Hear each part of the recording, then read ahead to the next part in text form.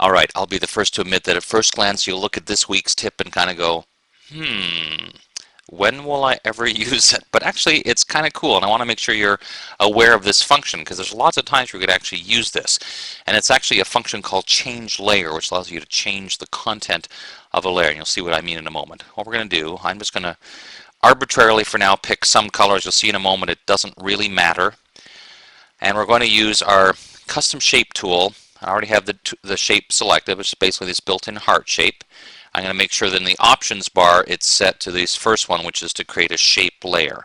I'm going to hold down the shift key just to make sure I get a nice perfect heart shape. And if I need to, I can hold down the space bar to kind of reposition it. But we're going to do a fairly big heart shape, something like this. Now because we did it as a color, you'll see it temporarily just covers up the whole thing. Here in our layers palette is the color and the vector mask in that custom shape. What we're going to do is change that layer from just a solid color to something else by using this command, change layer content. You'll see it's currently a solid color. We're going to change it to an adjustment layer.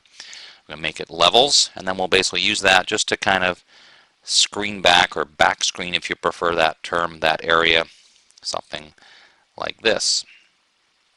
Click OK.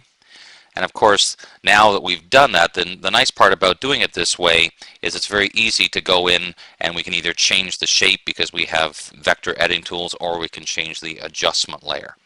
Now, again, at first glance, you might look at that and kind of go, all right, Dave, that's kind of pushing it a bit, but just to show you the possibilities are many.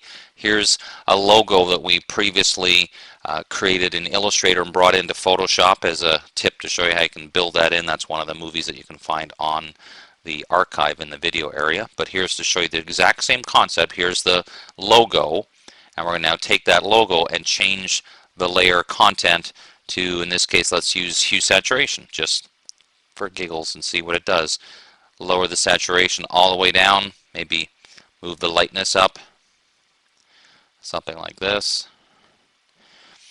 And now we have another way of making a logo appear. Instead of just filling with white and lowering the saturation, for example, or the opacity I should say, now we have all these options where we can go in and keep changing our mind about the adjustment layer or the mask itself. So the whole idea is you start with a shape layer and then change the layer content. But it's important to note there's all sorts of other possibilities. For example, if you add an adjustment layer and you really meant to do something other than the one you have, oops, right here, maybe you added hue saturation, you really want it to be levels, instead of deleting it and starting again, you just convert it, just like that. You can convert from one type of adjustment layer to another. So it's really quite a useful command once you try it out. Check it out. You'll like it. I think you will.